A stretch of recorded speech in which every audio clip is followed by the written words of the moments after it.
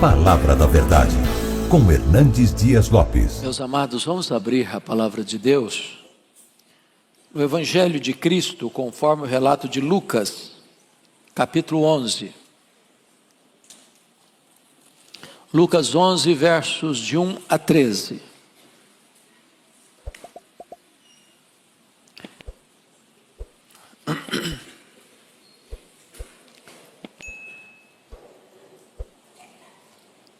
Lucas 11, de 1 a 13. De uma feita estava Jesus orando em certo lugar.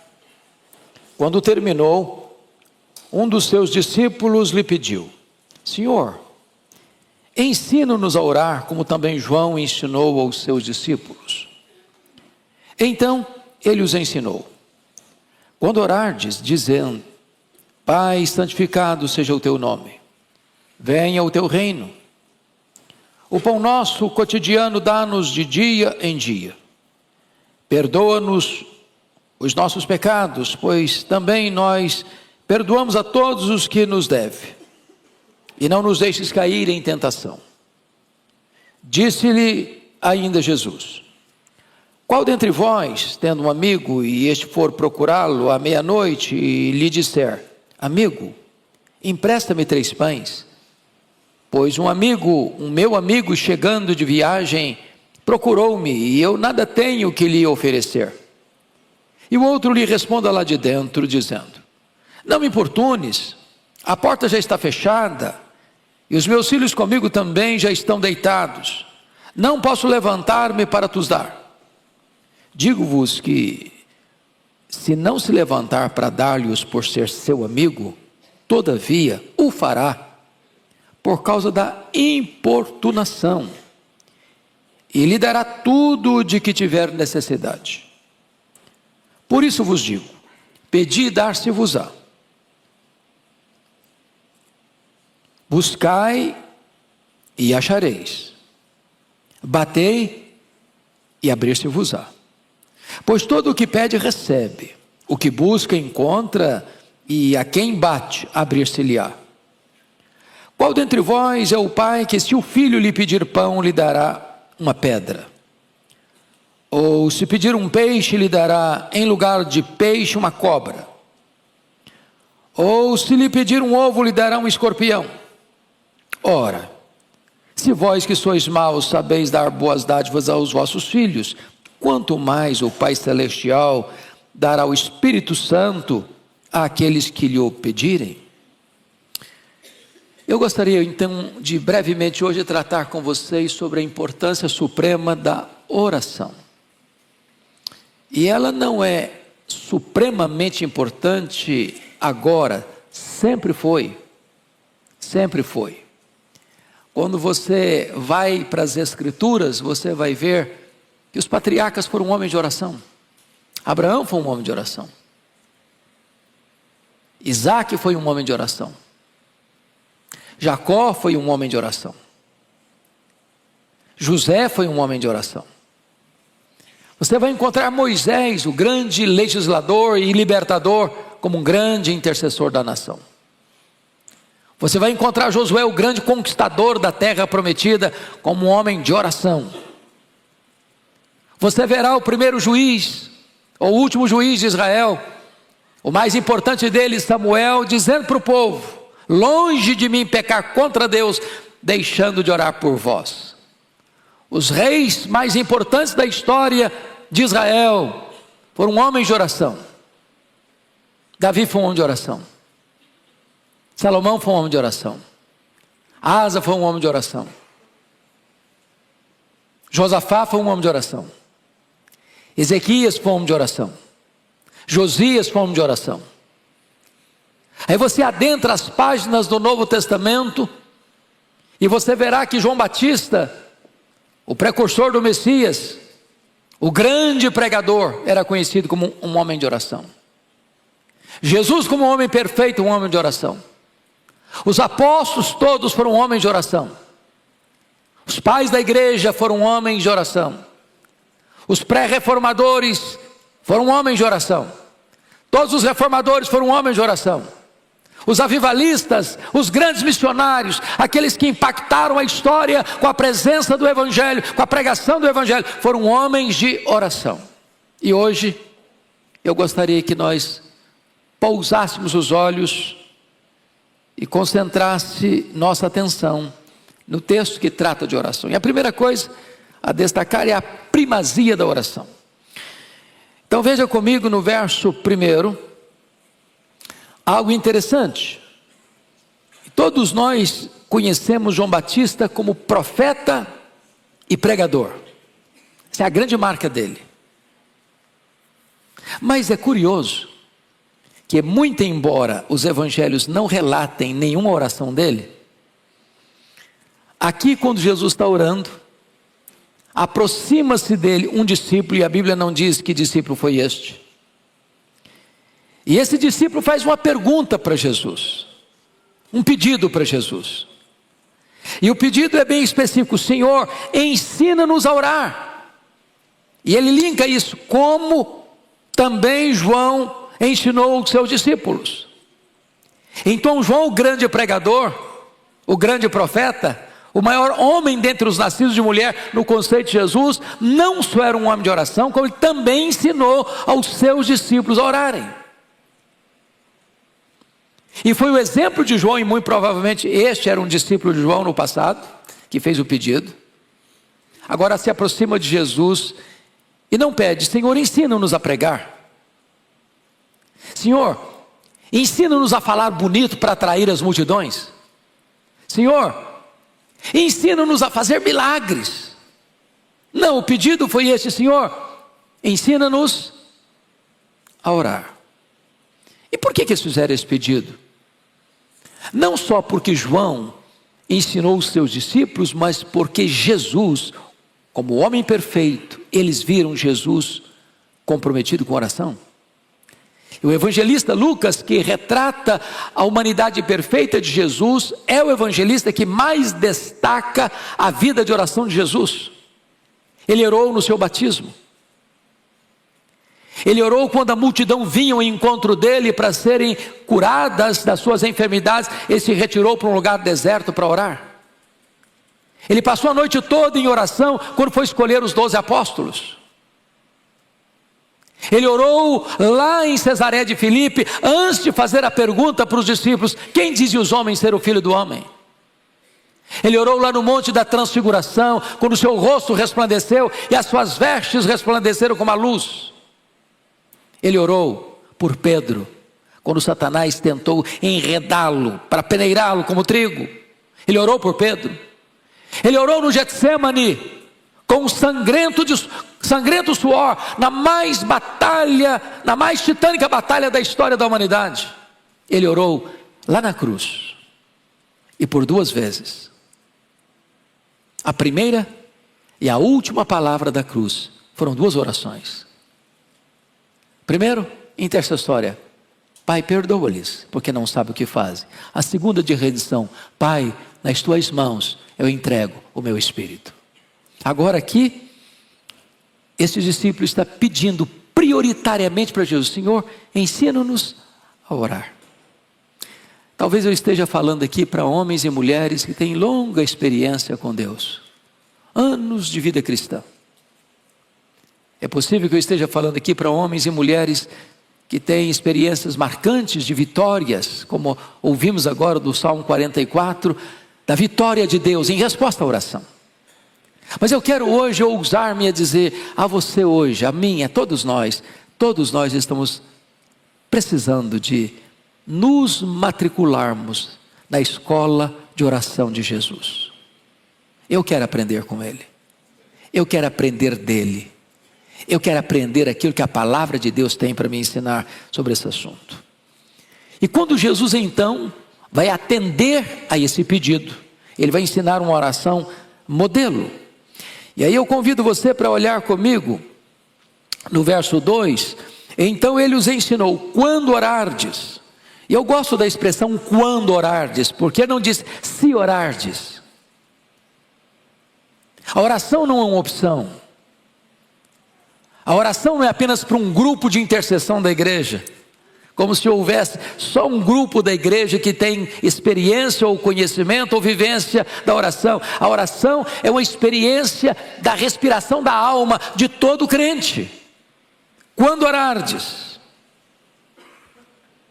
E aí ele vai tratar desta oração, normalmente Mateus que traz essa oração completa, Lucas faz apenas um resumo daquela oração que Jesus ensinou. Ele vai tratar de 10 partes. Aqui há uma declaração que diz respeito ao ser a quem oramos, Pai nosso que estais nos céus. Há aqui 3 petições referentes a Deus: santificado seja o teu nome, venha-nos o teu reino, seja feita a tua vontade. Aqui há 4 declarações sobre as nossas necessidades, e aqui é uma atribuição final de louvor a Deus, porque dele é o reino, o poder e a glória para sempre. Então vamos olhar aqui um pouquinho desta oração que Jesus ensinou. Primeiramente, vamos ver o fundamento dessa oração. E no fundamento dessa oração, está escrito aqui, versículo 2: Pai, santificado seja o teu nome. E eu gosto dessa expressão, porque a primeira coisa que a oração vai ensinar para nós, e é tão importante isso, é que as nossas orações, via de regra, são muito focadas em nós e não em Deus. Nós pedimos muito para nós, nós já chegamos fazendo pedido: Deus, me dá isso, me dá aquilo outro, abençoa minha vida, abençoa minha casa, abençoa minha família, abençoa meu emprego, abençoa minha empresa, abençoa os meus irmãos, abençoa os meus filhos, abençoa o meu cônjuge, abençoa. E eu estou pedindo para mim, porque eu penso que eu sou o centro do universo, e eu nem você somos o centro do universo, Deus é. Então a oração começa não com você, começa com Deus. Começa não com as suas necessidades, começa com os interesses de Deus. A oração não começa com aquilo que vem da terra, mas aquele que são os interesses do céu. E a primeira coisa, devemos nos dirigir a Deus como Pai. Quando você diz Pai, o que implica isso? Primeiro, que esse Deus não está distante de você. Segundo, que esse Deus ama você. Terceiro, que esse Deus conhece você. Quarto, que esse Deus protege você. Ele é Pai. Você não está dirigindo a sua oração a um ser distante, inalcançável, que está lá longe, sem se importar com você. Ele é seu Pai. Agora nota, em segundo lugar, Ele é Pai nosso. E quando diz Pai nosso, significa que você pertence a uma família, que você não é o único nessa família, que você tem outros irmãos, que você pertence a uma família numerosa, que nós somos irmãos uns dos outros, e somos filhos do mesmo Pai. Isso acaba com o exclusivismo. Terceiro, Pai nosso que estais nos céus. Isso implica que, embora Ele é Pai, Ele é íntimo, mas Ele é maior, Ele é transcendente. Ele não é como você, não é limitado como você, não tem as mesmas paixões que você tem. Ele é o Pai que está nos céus. Ele é exaltado, Ele é sublime, Ele é glorioso, Ele está no trono. E como dissemos, e como já lemos aqui hoje, quando Ele ordena a sua vitória, ninguém pode impedir que essa vitória chegue nas suas mãos, porque Ele está no trono, Ele tem o controle de todo o universo. Depois disso, nós vamos olhar aqui o conteúdo desta oração. E esta oração foca as primeiras petições, então, em relação a Deus e não a nós. E a primeira coisa, vejam vocês, que ele faz o pedido: santificado seja o teu nome. Então a primeira coisa é o nome de Deus. E aqui, eu não sei quanto a você, mas eu já tive dúvidas lá no passado. Falei: meu Deus, se Deus é santo, santo, santo, como é que eu posso pedir para o nome de Deus ser santificado? Eu posso santificar a Deus mais do que Ele é santo? Não posso. Deus depende da minha oração para ser santo, plenamente santo? Não. Deus não pode ser mais santo nem menos santo. Ele é plenamente santo, absolutamente santo. Aliás, a santidade, diríamos que é o grande atributo de Deus, porque dos atributos de Deus, você nunca vai dizer: justo, justo, justo, amor, amor, amor, bondade, bondade, bondade. Você vai encontrar santo, santo, santo. Quando você diz santo, você define. Quando você diz santo, santo, você enfatiza. Quando você diz santo, santo, santo, você coloca em grau superlativo. Ele é absolutamente santo. Mas quando você ora para que o nome de Deus seja santificado, você não está agregando valor à sua plena santidade. Você está pedindo que o nome de Deus seja reverenciado, respeitado, honrado, temido, obedecido. Por exemplo, todos vocês assistiram a abertura das Olimpíadas e você viu a profanação que fizeram com a ceia. Nós deveríamos orar para que Deus produza temor nos corações, para que eles não blasfemem do nome de Deus. Isso tem a ver com essa oração. Agora em Gravataí, Rio Grande do Sul, está para se consagrar um altar a Lúcifer. As leis municipais impediram que a inauguração acontecesse quando eles queriam, mas nós deveríamos orar para que as pessoas temessem ao único Deus vivo e verdadeiro e não blasfemassem no nome de Deus. Quando você ora para que o nome de Deus seja santificado, é nesse sentido, para que o nome dele, que é santo, santo, santo, seja reconhecido e respeitado e reverenciado por todos. Segundo, venha o teu reino. E é importante entender o que é isso, porque algumas pessoas, dentro do arcabouço teológico delas, elas imaginam que esta oração ela é postergada para depois da volta de Jesus, como se esse reino aqui só virá com o que eles entendem de milênio na terra. Não, essa oração não é para o futuro, essa oração é para agora, é para hoje.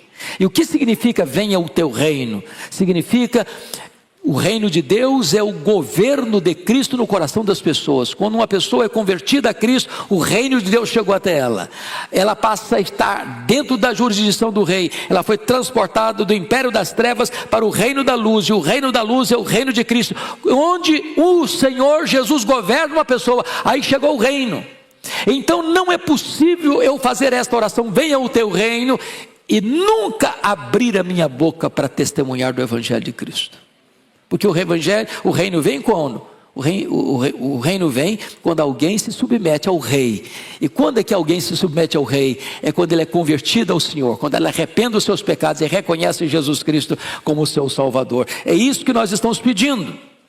É tarefa da igreja, portanto, dar visibilidade ao reino invisível, o governo de Cristo nos corações. Mas seja feita o quê?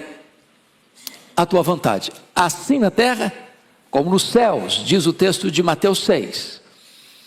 E aqui, irmãos, essa oração está na contramão de algumas teologias. Curve a boa, agradável e perfeita vontade de Deus.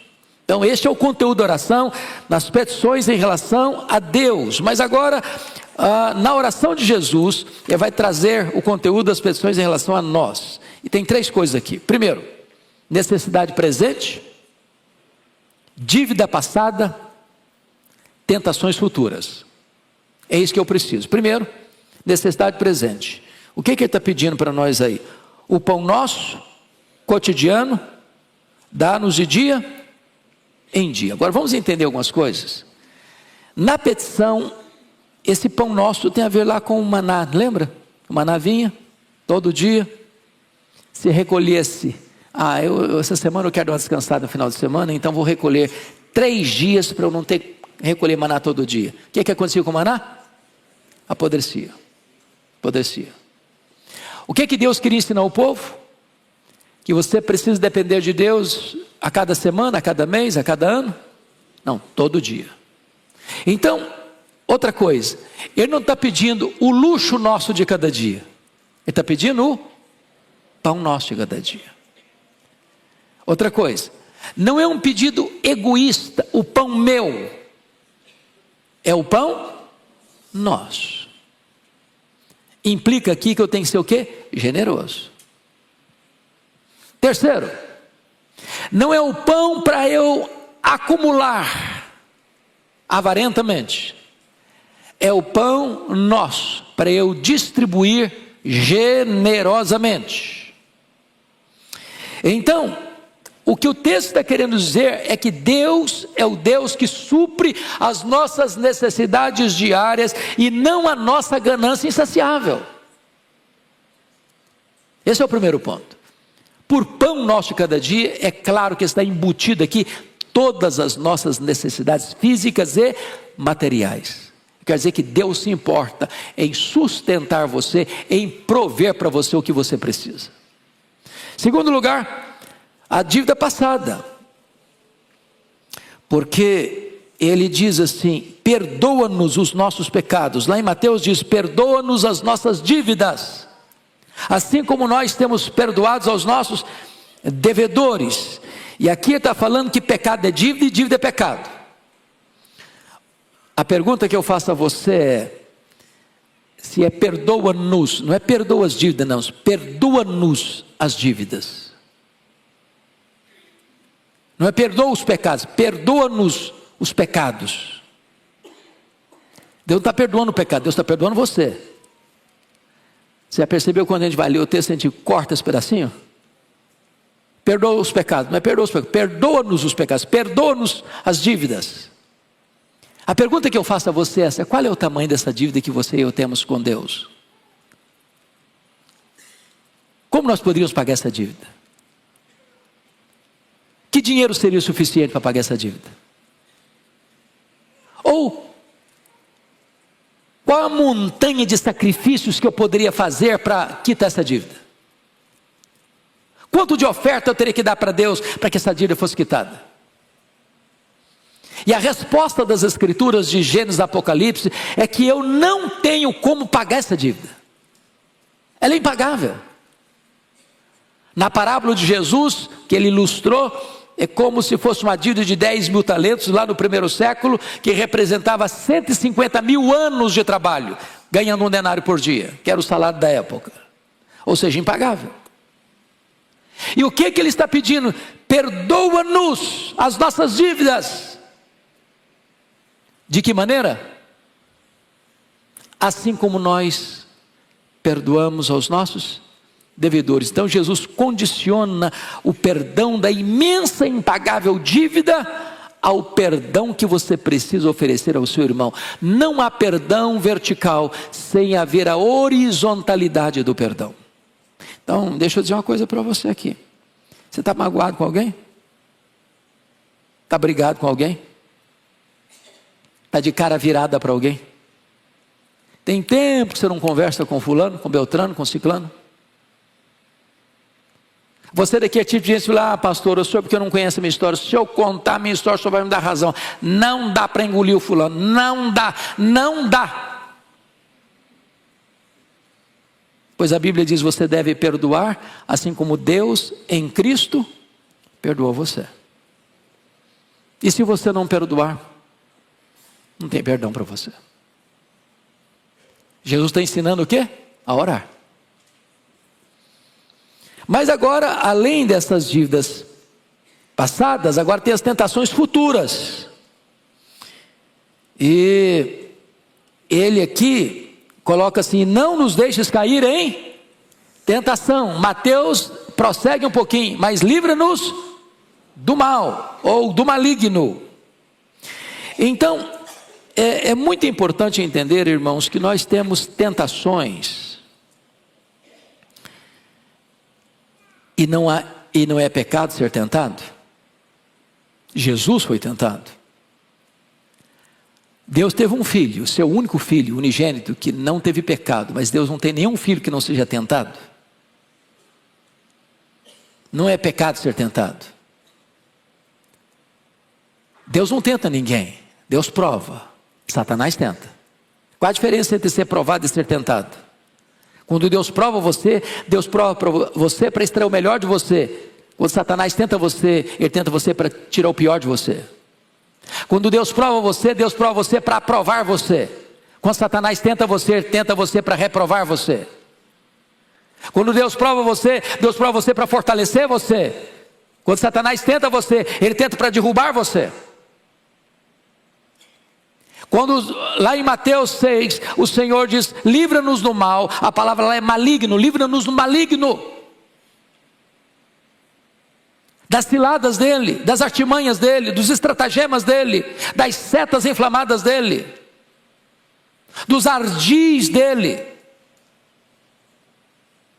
Então nós precisamos não só de sustento, nós precisamos não apenas de perdão, nós precisamos também de livramento dos laços do inimigo, do laço do passarinheiro, das ciladas que são armadas no nosso caminho. Precisamos pedir todo de Deus, me livre disso, me livre disso, me livre disso, Senhor. Pode ser uma tentação carnal, pode ser um problema financeiro, pode ser um problema de vaidade, pode ser um problema de ordem relacional, pode ser um problema de ordem sentimental. O Senhor está dizendo o seguinte, ensinando, olha, peça a Deus para livrar você desses ardis, dessas ciladas, dessas arapucas de Satanás. Pois bem, esse texto agora vai mostrar uma terceira parte, que é a perseverança na oração, nos versos 5 a 8. E aí o Senhor Jesus conta uma parábola. Aliás, Lucas é o evangelho das parábolas. E essa parábola só é relatada aqui em Lucas. E ele conta a história de um amigo que recebe um amigo que vai à casa de um outro amigo. E ele diz que chegou à casa dele meia-noite. Às vezes a gente estranha, mas a nossa cultura não aceita muito esse negócio de um amigo fazer a visita para o outro chegar meia-noite. Não é a nossa cultura, não é verdade? Lá no Oriente era muito comum, porque as viagens eram feitas à noite. Por que à noite? Porque durante o dia o deserto é causticante, então as pessoas viajavam à noite. Então era muito comum a pessoa chegar na casa do amigo dele meia-noite. E aí chega esse amigo, você sabe que a cultura oriental, aquilo que é mais sagrado para uma cultura, para uma família oriental, é quando chega um amigo, ele tem que receber bem. E receber bem é comida na mesa. E esse camarada chegou na casa do amigo dele, que era amigo, meia-noite. E ele não tinha nada, o cara chegou com fome, viajou a noite toda quase. E ele não tinha pão para botar na mesa. E ele vai para a casa do amigo, meia-noite, bate a porta, o cara acorda, fala, e aí, quem está falando? Opa, é o fulano, eu vim aqui para você me emprestar 3 pães. Ah, pai, não me incomoda. Eu já estou deitado, meus filhos também estão deitados, não dá para levantar agora não. E Jesus termina assim, ainda que ele não se levante, pelo fato de ser amigo, ele vai se levantar e vai dar o que o cara está pedindo, por causa da importunação. O que Jesus está querendo ensinar não é por semelhança, é por contraste. É por contraste. Porque o nosso Deus, que é o nosso Pai, não tem meia-noite para Ele. Ele não está deitado. Ele não está descansando, porque está exausto do dia. Ele nunca está indisponível. Em qualquer hora, em qualquer lugar, em qualquer tempo que você o procurar, Ele vai atender você. Ele é bom, Ele é seu Pai, Ele te ama e Ele quer o melhor para você.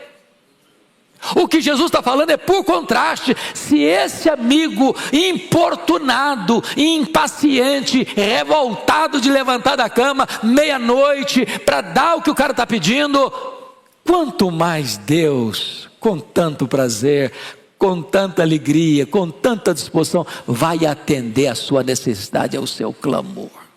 É isso que esse texto está querendo dizer.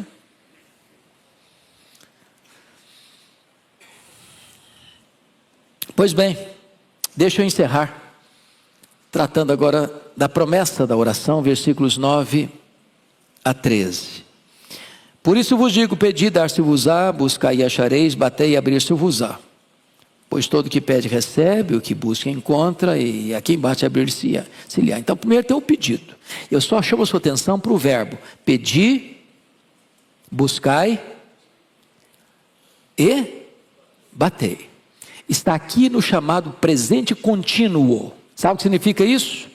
Significa pedir e continue pedindo, buscai e continue buscando, batei e continue batendo. O que Jesus quer ensinar é que você precisa ser perseverante na oração. Segundo, o que esse texto ensina? Ele traz promessa para você, porque está escrito: todo o que pede, o que? Recebe. Todo o que busca, encontra. Todo o que bate, abrir-se-lhe-á. O que ele está dizendo? Tem pedido e tem promessa. Deus tem promessa para quem pede. Agora preste atenção, não está escrito que todo o que pede recebe o que pede. O que está escrito é: todo o que pede recebe. Porque ai de nós se estivesse escrito: todo o que pede recebe o que pede.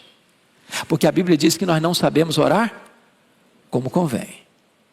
Às vezes nós pedimos uma pedra pensando que estamos pedindo um pão. Às vezes nós pedimos uma cobra pensando que estamos pedindo um peixe. Às vezes nós pedimos um escorpião pensando que estamos pedindo um ovo. Às vezes nós pedimos o que vai nos destruir pensando que estamos pedindo o que vai nos dar vida. Então Deus não dá o que você quer, Deus dá o melhor. Ele é seu Pai. E é por isso que Jesus conclui com essa expressão tão preciosa do texto. Versículo 11: qual dentre vós é o pai, que se o filho lhe pedir pão, lhe dará uma pedra? Ou se pedir um peixe, lhe dará em lugar do peixe uma cobra? Se pedir um ovo, lhe dará um escorpião? Nenhum pai faz isso. Agora, Jesus admite uma coisa aqui. Ele admite que você e eu somos maus.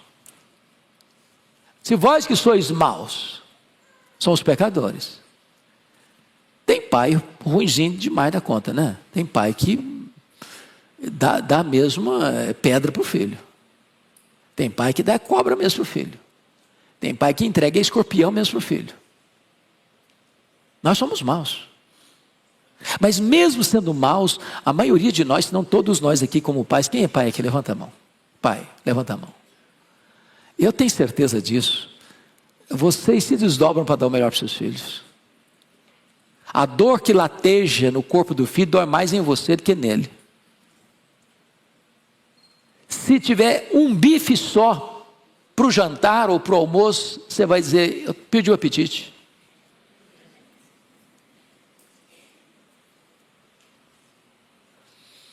O meu pai foi um desbravador na região que ele viveu, lá no Espírito Santo.